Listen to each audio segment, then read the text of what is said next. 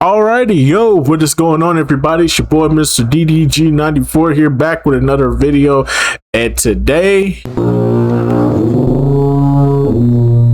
we gonna watch some WatchMojo. What they put on your sandwich? Too much goddamn mayonnaise. I know we ain't watching no WatchMojo in a minute. After that last video, it seemed like a lot of people got in their fucking feelings about me watching WatchMojo. Some people was like, "You see, you're the problem. See, you're the problem. All you got to do is just stop watching WatchMojo. See, you're the problem." So I'm not allowed to watch shit because you don't like it. Oh, yeah, I listen, bro. If you don't like something, that's cool. But me personally, I'm gonna watch what the fuck I want to watch. It's my channel. Who are you to tell me what I can and cannot react to? Listen, bro. WatchMojo be on that bullshit, but sometimes they put out interesting videos that I want to watch. It is what it is. What they put on your sandwich? Too much goddamn mayonnaise. So yeah, the mayonnaise, the tuna, the Mountain Dew, the Led Zeppelin, the Twisted Tea, the MAGA hats. We here for it, man. We here for it. But anyways, without further ado, let's get right into it. What they put on your sandwich? Too much goddamn mayonnaise. Newton is everywhere. Well, that's not a bad place to be. Welcome to WatchMojo, and today we're looking at the products that were supposed to be the next big thing, but are mainly remembered for how badly they flopped. We have an identity all our own. Oh, please. Anyway. Number 30, Apple Vision Pro. Vision Pro is a new kind of computer that augments reality by seamlessly blending the real world with the digital world. When Apple unveiled the Vision Pro in 2024, it was presented as the future of computing. Dubbed a spatial computer, the headset promised to revolutionize everything from entertainment and productivity to how we interact with the digital world. With cutting-edge displays and eye-tracking technology, early reactions were filled with awe. The problem? The massive $3,500 price tag. Yeah, it provides really cool entertainment experiences, but besides that, is there anything you have to have this device for in the way that you need a laptop or a smartphone? And the answer is no. Well, no, because if I got a phone that's cheaper, I'm gonna just stick with the phone. What the fuck? You think I'm finna pay $3,000? You think I'm finna pay $3,000 for something for some goggles to put on my fucking face and look like a fucking idiot out in public? No, fuck you. Technology impressed critics. The headset's weight, limited battery life, and lack of must-have apps made it difficult to sell as an everyday device. Interest cooled quickly after launch, with reports of declining demand and production cutbacks. Vision Pro may have showcased the future, but for most people, it arrived before there was a real reason to buy it. One of my coworkers loves to say, no one wants to wear computer straps on their head, and that never felt more true than when I was trying to get work done. Number 29, Google Stadia. Oh, damn. At any time. Wasn't 2K20 on Google Stadia? 2K20, 2K18, 2K19, wasn't all them on Google Stadia? Damn, Google, y'all really tried to pull this one off. One place for all the ways we play. Google really tried to pull this one off. Ain't nobody want no damn video game console from Google. Google's cloud gaming platform promised console-quality games streamed instantly to virtually any screen, eliminating the need for expensive hardware. The technology itself was impressive, but the business model left many gamers confused. Users often had to buy games individually despite already paying for subscriptions elsewhere. There's been a lot of confusion about Stadia's pricing, with lots of people thinking it's a Netflix for games. It's not. Basically, the user pays a subscription to access the service. All of the games must then be purchased in order to play them. The platform also lacked the exclusive titles needed to attract a loyal audience. Things got worse when Google shut down its in-house game studios just over a year after launch, making many question the company's long-term commitment. With weak adoption and declining confidence, Stadia never gained the traction Google expected. The service was shut down in January 2023, lasting just a little over 3 years in total. Stadia is so impossibly mind-bending, so free to move from screen to screen, so not dependent on downloads or updates. It's like nothing. Nothing you've ever played games on before! Number 28, PlayStation Home. With a spring in my step as I struck down the block, I smiled. Nah, this was fun. Google Home, PlayStation Home was lit, bruh. I don't know what you talking about. PlayStation Home would do numbers right now. If PlayStation didn't get rid of this and they still had it on a PS4, dog, they would have made billions off of this alone.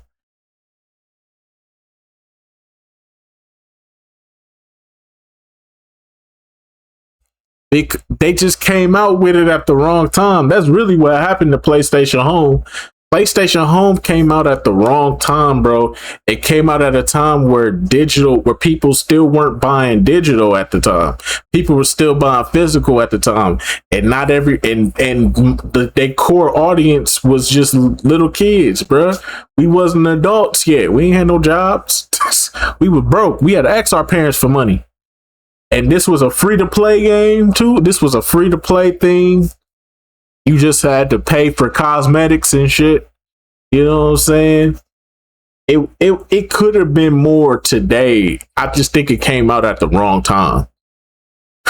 But for sure, this would have been something more. Cause this shit was lit, bro. I remember making my character walking around and shit. Basically, you just walking around a world, bro, and you could do anything. You could play bowling, you could play darts, like soccer and shit like that. Like, yo, this shit was lit. It's just, it came out at the wrong time. They should have waited.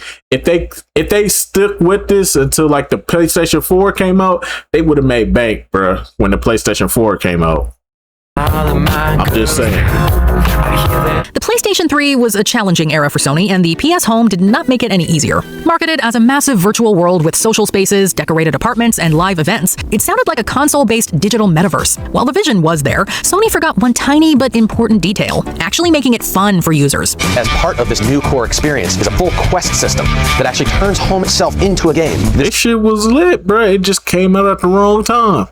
The quest system will actually give you a series of objectives to complete and offer you rewards as a result of completing those objectives. Beyond incredibly slow chatting, minigames, and collecting virtual items, there wasn't much to do. Many felt that Home was more of a virtual lobby than a living online world. While it developed a loyal community, it never became the revolutionary social platform Sony had promised. By the time it was shut down in 2015, the platform had been stuck as a perpetual beta for 7 years. Just for kicks, we have 4 flavors of animated Bro, they should have kept this going on the PS4, bro. This would have made bank. high tops for all you B-girls out there. Collect them all, ladies. Number 27, Apple Bandai Pippin. The Pippin box connects to your TV set, allowing you to play CD-ROM games and access the internet without having to buy a full-fledged computer and monitor. Entering the video game market is way more difficult than it seems. Just ask Apple, which took a shot at the industry back in 1996. The system was marketed as more than just a game console, though. Apple envisioned it as a multimedia hub that could combine gaming, internet access, and computing in a single living room device. Today, that might sound like the future. In reality, it was too expensive, underpowered, and stuck in an identity crisis. Pippin is technology developed by Apple Computer, and it's technology that we are licensing to a number of our partners who are developing products around this as a platform. Gamers preferred dedicated consoles like the PlayStation, while computer users had little reason to choose a limited hybrid machine, not to mention its painfully weak game library. With only around 42,000 units sold worldwide, the Pippin became one of the biggest commercial failures in gaming history. It's probably important to note, of course, that this is being displayed on a television set, which has different technical challenges than an RGB monitor in the computer space, and we've done a lot of work in hardware to try and minimize flicker. Number 26, Google Wave. Anyone added to a wave can edit and reply anywhere, add images, video, maps, and more. And each wave has a history. Trying too much at the same time rarely ever works out. In 2009, Google promised to combine email, instant messaging, file sharing, and social networking into one. The concept generated enormous... Wasn't that Google Plus? Wasn't that Google Plus? When they tried to force... Oh, man, I'll never forget when they forced Google Plus onto you. You gotta have a Google Plus account to stay on YouTube. Get the fuck out of here. I had a YouTube account before Google Plus. The fuck? Didn't nobody use a Google Plus. That shit was ass, bro. You only had that shit because you had a YouTube account or you had a Gmail. One of the two. Fuck Google Plus. Buzz, especially among tech enthusiasts who saw it as the next evolution of the internet. But people need to understand how to use a product for it to sell. We have added tutorials and templates to help new users get started. You can remove a participant if you add them by mistake. All of those things, if you have a group or a team, you're working on a project together, try out Wave.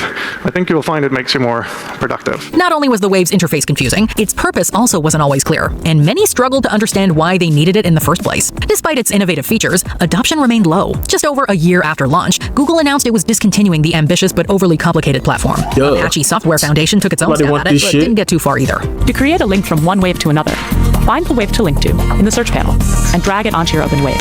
Number 25, Amazon Fire Phone. It's elegant and refined, uses premium materials, rubberized frame, Gorilla Glass on both sides. When Amazon unveiled the... I can tell you why this failed. Cause Amazon is too fucking limited with their shit. I remember having a Amazon Kindle tablet. That shit was ass, bro. That shit too limited, bro. Like, don't get it twisted. You can go on YouTube and Facebook and Twitter and Instagram and shit like that, but outside of that, you can't really do too much on it. It's whack. This shit was weak, bro. This shit was garbage. Hey, go OG, bro. That shit wasn't it. And then you gonna bring out a phone that's gonna be limited to Amazon? Fuck out of here. Don't nobody want that shit, bro. Don't nobody want that shit.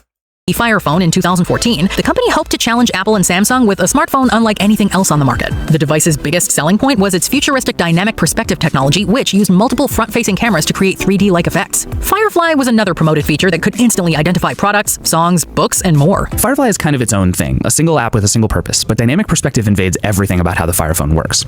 Its software, Fire OS, is all about 3-panel interfaces. While it did evoke plenty of curiosity, many saw it as gimmicky rather than a must-have. The phone was also expensive, locked into Amazon's ecosystem, and lacked access to Google's popular apps and services. With little reason to choose it over established competitors, sales collapsed quickly. Its failure led the company to a reported $170 million write-down. It's, if you love Amazon, I know this shit was limited. You might be looking for something a little bit more powerful. Number 24, Sega Dreamcast. I like it. Real good graphics. Real good. Oh man, Sega Dreamcast, what could have been, bruh? They had heat too, bruh. But boy, I'd be lying if I told you when the PlayStation 2 came out, this wasn't gonna be sitting on the shelves. When that PlayStation 2 came out, yep, it was a wrap.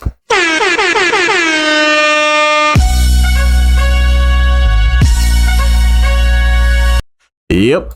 The water looks almost too real. But they still have bangers though. Story and more of a eulogy. To its credit, it had everything on paper: impressive graphics, online gaming capabilities, and a strong game lineup. Many still consider it Sega's best console in years, and early sales were promising. Unfortunately, there was no stopping the PlayStation 2. Nope. Ben Jackson, for instance, he used to be a big PlayStation fan. Oh, technology. But now it lays to rest as his attention's on the Dreamcast. Hey. Even before its release, Sony's console promised more power, DVD playback, and massive third-party support. Sega was also still recovering. Yeah, it was over when they said your PlayStation 2 could play DVDs. He was like, we was looking at Sega like, what y'all finna do? Y'all finna give us a CD drive too? Fuck, we didn't think about DVDs, did we? Nope, you sure fucking didn't. So you know what that means. We over here, nigga, fuck your console. From damaged consumer trust caused by several poorly received hardware releases in the years prior. Despite its innovation and loyal fan base, the Dreamcast struggled to maintain momentum. Just 2 years after launch, Sega discontinued the console and exited the hardware business for good. Well, apparently it's a pretty easy operating system to program for, especially for PC game developers who want to port their games over to the Dreamcast. But in addition, I guess it's just a robust operating system to begin with. Number 23, Google+. Spend time updating your profile with all your information. Man, Dreamcast was fire. And choose a decent profile about? Because that'll be your calling card across all the Dreamcast was fire. Google it just launched in 2011. It just came out at the wrong time. Challenge Facebook and become the center of online social networking. It had features like circles for organizing contacts and hangouts for group video chats, both of which were praised at the time. Early sign-up numbers looked impressive, but rather than organic growth, much of it came from Google integrating the service across its ecosystem. Many users also found Google Plus confusing, bland, and lacking a clear purpose. Get a Dreamcast emulator. I guarantee you gonna fuck with their library.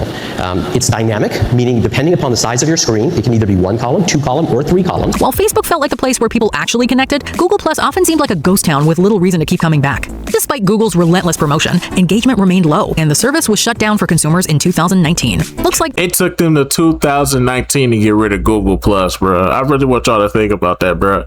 They forced this on us in 2012.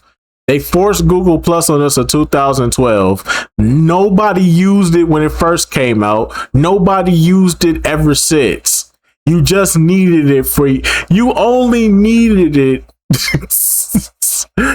for your YouTube or Google or Gmail account. That's the only reason why you had it. It took them to 2019 to realize this shit ass. Nobody care about this. Brother, it took y'all that long to figure it out. It took you from 2012. It took you 7 fucking years to figure out that nobody uses Google Plus. Yeah, y'all did it to yourselves, bro. Google's stubborn as fuck. People didn't want to hang out after all. Let's add family members to a circle. Simply click each family member and drag them into the family circle. Once you have the right people in your circles, you're ready to share. Number 22, Humane AI Pin. The AI pin comes with a beacon that lets you know when it has something for you, like messages from trusted contacts or services like cars or food as they come available online in the future. If the Humane AI Pin had had its way, you would have ditched your smartphone by now. Worn on your clothing, the device used voice commands, artificial intelligence, and a tiny laser projector to deliver information without the need for a screen. The concept seemed promising, especially as AI fever swept through the tech industry. However, reality was a lot more disappointing. And you can imagine what this might look like. I'll bring it up for you. Look at that. NVIDIA. Nice and big, along with the Delta. Reviews criticized the device's slow responses, unreliable performance, limited functionality, and short battery life. Many of the tasks could be performed faster and more easily on a smartphone. Its hefty price tag and required subscription. If it ain't broke, don't fix it. That's all I'm gonna say. If it ain't broke, don't try to innovate it, bro. It is what it is, bro. Just let us keep our phones in our pocket, bro. We don't need all this fancy smancy shit. I appreciate the effort for trying, but nah, bro. If all I gotta do is just pull up my phone and look it up real quick, just leave it how it is, bro. Did not win confidence either. Within 10 months, the company's assets were sold to HP, excluding the AI pin device business. We know we've said it before, but seriously, ouch. Is this outfit appropriate for a cocktail party? Based on the image, the outfit appears to be more casual and may not be appropriate for a cocktail party. Number 21, Juicero. When it connects, your app will update and the cloud light on the inside of your press will turn white. Now that your press is all set up, you're ready to press your first pack and enjoy some juice. Juicero may be the gold standard for solving a problem that didn't exist. Introduced in 2016, the Wi-Fi-enabled machine was marketed as the way to make fresh juice at home. The catch? The machine cost hundreds of dollars and worked only with proprietary juice packets sold by the company, which only lasted a maximum of 8 days. And if there's one thing we all learned, it's that people don't want to spend $700 for juice. I'll just grab a glass and then I just push a button for fresh juice. Okay, and the spout hangs out the bottom to direct the juice right into the glass. Suddenly, Juicero went from high-tech innovation to an expensive punchline. At the end of the day, people weren't asking why they needed one. It was why anyone would pay hundreds of dollars for a machine that performed a task that beginners could accomplish for free. Unsurprisingly, the company folded in 2017. Our founder, Doug, is straight up made of juice. Literally, there's juice in my veins. Number 20, New Coke. The company had spent years and millions to replace the old formula. Now, after being off the shelves just 11 weeks, it was coming back. Renamed Coca-Cola Classic. In 1984. Hell no, y'all put that, nigga, y'all had to do that because we all put cocaine in that shit. Y'all was putting cocaine in that shit. Be for real, y'all was putting cocaine in that Coca-Cola back in the days. Cocaine's a hell of a drug. Cocaine's a hell of a drug. Cocaine's a hell of a drug. Y'all was putting cocaine back in them Coca-Colas back in the day. Hell nah, bruh. Hell nah, bruh. Y'all got figured out and y'all had to switch and pivot. Hell nah. Coca-Cola replaced its original formula with an entirely new version known as New Coke. It was made to compete with Pepsi, which had been winning over consumers in taste tests. To long-term customers, though, it was unacceptable. People weren't just attached to the taste of Coca-Cola, they were attached to what it represented. Is this about Arnie? No, Blanche. She's upset because they keep changing the taste of Coke. Soon enough, angry consumers flooded the company with complaints demanding the return of the original recipe. What was meant to modernize an iconic brand instead became a PR nightmare. Less than 3 months later, Coca-Cola reversed course and brought back the original formula. Today, it is still seen as one of the most infamous miscalculations in marketing history, no matter what Lucas from Stranger Things tries to tell you. Sweeter, bolder, better. You're insane. So, you preferred the original thing? Number 19, Microsoft Kin 1 and Kin 2. This one is a double failure of magnificent proportions. The 2010 Kin 1 and Kin 2 were phones designed by Microsoft aimed at the younger social network-loving generation. The problem, though, was that the younger generation didn't like them. In fact, pretty much no one did. So when her Facebook friend Questlove played an impromptu show in the park, Kendra knew about it right away. The Kin phones didn't have third-party apps or an app store, and the web browser on the devices didn't support Flash Video, which back in 2010 was kind of a big deal. An even bigger deal was the lack of any instant messaging services, which for a social phone seems like a crazy omission. Microsoft worked on the Kin phones for 2 years and spent over $1 billion, and within 2 months, Verizon stopped selling them. Number 18, Oakley Thump. We don't know about you, but 2 items we tend to lose the most are our sunglasses and our headphones. Well, back in 2004, Oakley gave us the opportunity to lose them both at the same time when they introduced their Thump sunglasses with built-in headphones and MP3 player. The Thumps were the first ever sunglasses to have an audio player built into them, and while it might sound cool, it certainly doesn't sound $400 to $500 cool, depending on if you wanted 128 megabytes or 200. I'm about to say these kind of innovative. They probably need to bring these back. But when you said 405, no, hell no, keep them shit. 56 megabytes. What if you wanted to take off your sunglasses but keep listening to your music? For that kind of money, we'd be sleeping in those things. Needless to say, they never really caught on. Number 17, Microsoft Bob. These days, even a 10-year-old could probably navigate a Windows home screen with their eyes closed. However, back in the mid-90s, it was all still pretty new and not as intuitive to many users. This brings us to Bob, Microsoft's attempt to switch out the standard Windows Program Manager for something more user-friendly, a house. Well, at least an image of a house with rooms and items that everyone was familiar with. Want to open a Word document? Just click on the paper on the desk. Can't figure something out? Let your cute virtual puppy help you.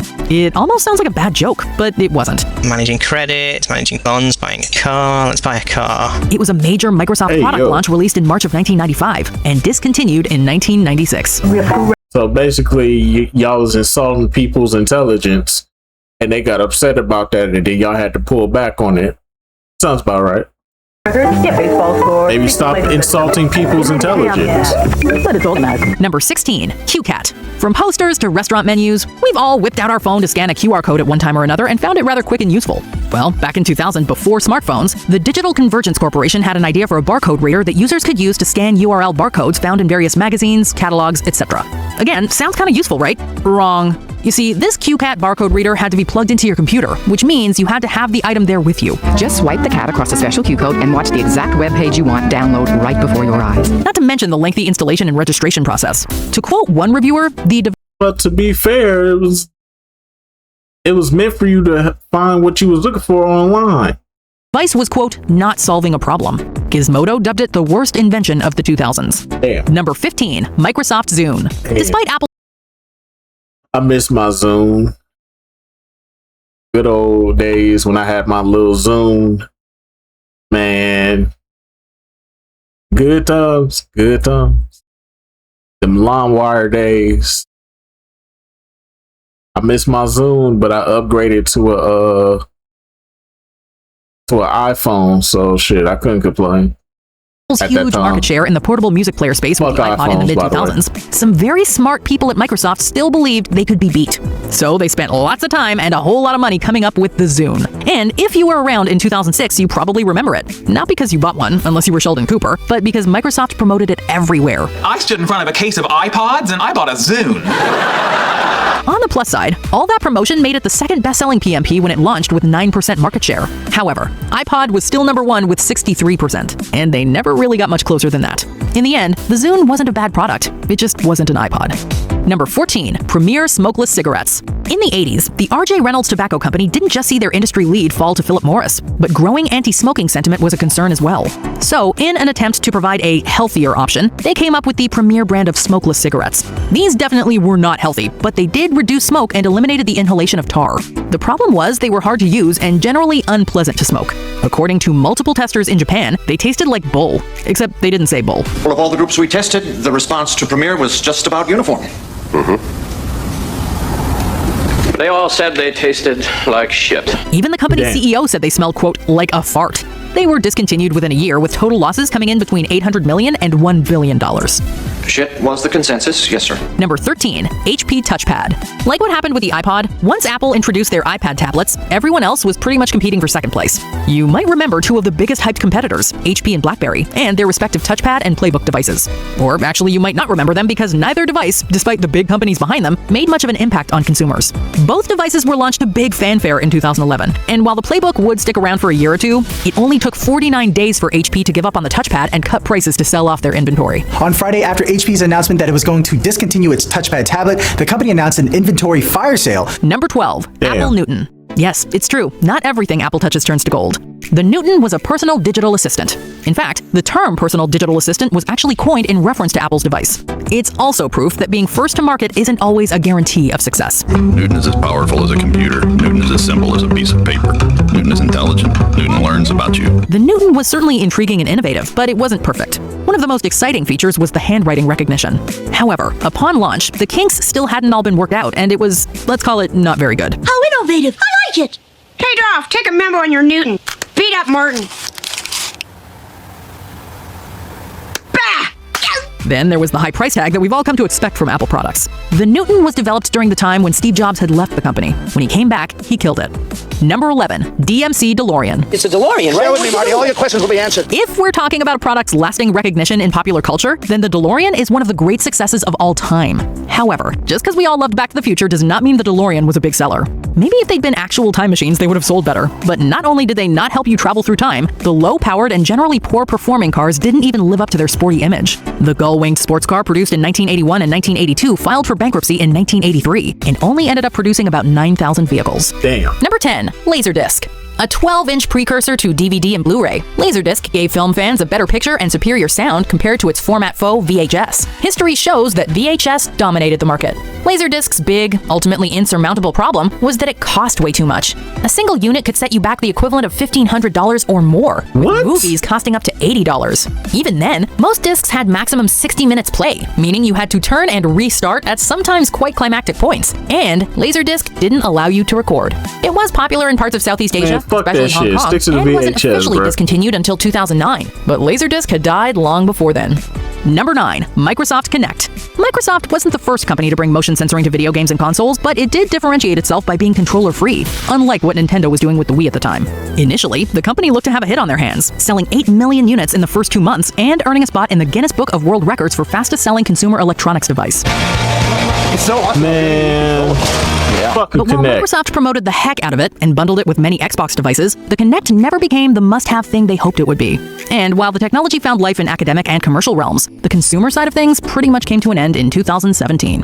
Number 8, Nokia Engage. Back when the standard cell phone was still state-of-the-art, Nokia was one of the world's most forward-thinking brands. But contrary to the play on words, Engage failed to engage anybody. Released in 2003 and retailing at around $300, the handheld console's awkward shape, clunky buttons, small screen, and questionable collection of games left users hugely unexcited. One of its most entertaining aspects was that it looked like a taco, and that tells you everything you need to know.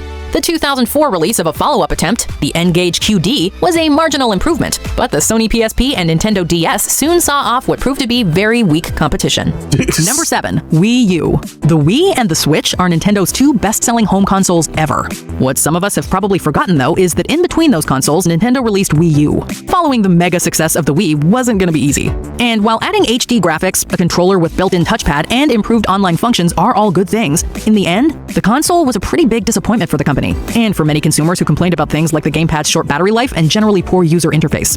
The game selection was rather disappointing as well. Looking at the numbers, while the Wii and the Switch have sold over 101 and 125 million units respectively, Wii U only boasts just over 13 million. Number 6, hoverboard. Of all the things Back to the Future promised us, we couldn't wait until technology advanced enough for hoverboards. Could there possibly be anything cooler than floating through crowds a la Marty McFly? Unfortunately, real-life hoverboards, also known as self-balancing scooters, were less than impressive.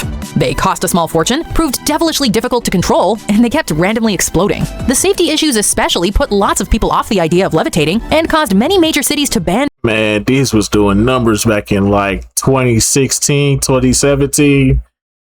These was doing numbers until people started finding out the motherfuckers was blowing shit up. I remember everybody got scared and started taking them off the market, because I remember Walmart and Target was selling these shit. I was gonna buy one, but then they took them off shelf. Said, "Hell no, y'all ain't finna blow our establishments up. Hell no."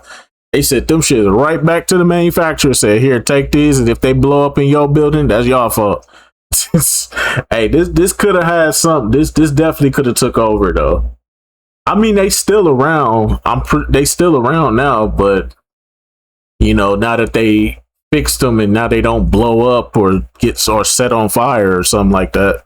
Now that they get tested before they can even go to a place like Walmart. Shit, they still out there. Nobody just buy them. It was, I guess, it could have still been a thing right now. They just needed to do better with it. Boards from the streets. Developers are still honing design so that one day we all might fly. But for now, the invention is likely to crash and burn. Literally.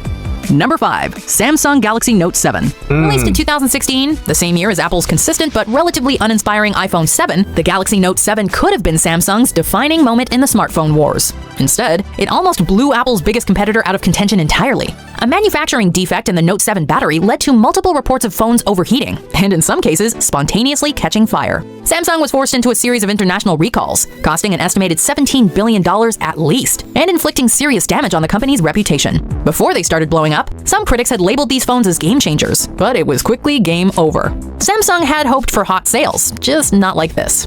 Number 4. Segway. Conceived in 2001, some predicted Segway would become the planet's favorite mode of transportation. But most buyers couldn't justify a cost of up to $7,000, given that there existed zero infrastructure for Segway use, and confusion reigned over its legal limits. Some countries barred them from roads, others said no to sidewalks, and some banned them altogether. The hype quickly fizzled out, and Segway turned from new age innovation to novelty item. Today, it's most famous for wiping out Usain Bolt, and for somewhat ironically but sadly causing the death of Jimmy Heselden, a British entrepreneur who in 2010, having recently bought the company, lost control of a Segway prototype and fell from a cliff. Oh my God. Number 3. Windows Vista. Following the massively Man, fuck Windows Vista, man.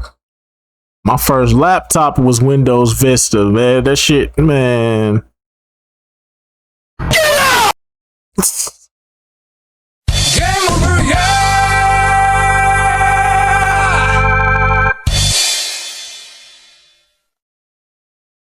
Had a folder that I put on that computer from my phone. All the girls that was sending me them titty pics. You a freaky ass nigga. Hey, man. Hey, man. I put it in the photo. I was like, I'm gonna just keep it right here for right now. That whole damn computer died on me. Fuck Windows Vista, man. I had some phone numbers on there too that I saved on there. just in case my phone, just in case I ever switched up phones, I would know where to keep my shit at. But hey, it is what it is. Successful Windows XP. Vista set out to improve Microsoft security, and it did. But everything else about the ill-fated operating system left users scratching their heads and or pulling their hair out. Increased hardware requirements meant many PCs couldn't convert, despite Microsoft assurances that they could, while licensing issues and an avalanche of user prompts fed growing frustration. In 2009, when Windows 7 came to kill it off, optimistic analysts argued that Vista had been a success, acquiring 400 million users and becoming the second most widely used system on the net. Man, fuck the most Windows popular Vista. OS, however, that'd be XP, retaining millions more who simply made me lose my hoes numbers. Number man. 2, 3D TV. Around the release of James Cameron's Avatar in 2009, 3D TV sparked another dimension of anticipation. After years of toying with the tech, it seemed we'd finally see our favorite films and programs convincingly pop out from flat screens. Hell no. During the initial rush, soccer matches, golf tournaments. This is during that 3D phase, bro. That 3D phase was ass, bro. I ain't gonna hold you. That 3D phase was ass, bro. I didn't see what anybody saw in that 3D phase, bro. Everything's in 3D now. Sony was doing 3D. Everybody was doing 3D. I was like, man, don't cut this shit out, man. As long as I can see it in clear 1080p, that's fine with me. Political events, beauty pageants, and major TV releases came with 3D capability, but buyers were never wholeheartedly convinced, and the advent of 4K screens and curved displays meant that 3D glasses seemed oddly outdated. By 2017, the likes of Samsung, Hisense, Sony, and LG had all dropped 3D tech. After a sensational rise, it was a spectacular fall. Number 1. Google Glass. The inventive journey to Google Glass is reasonably easy to trace. From desktop to laptop to handheld computing, smartphones, and wearables, the eyes seem a logical next tech target. But when Google rolled out its revolutionary eyewear, the world blinked again, and gave a resounding no. A head-mounted optical display enabling you to capture photos and video from your own line of vision. There had been a huge buzz around Glass pre-launch, but safety and privacy concerns quickly dwarfed the supposed benefits of having social media within inches of your iris.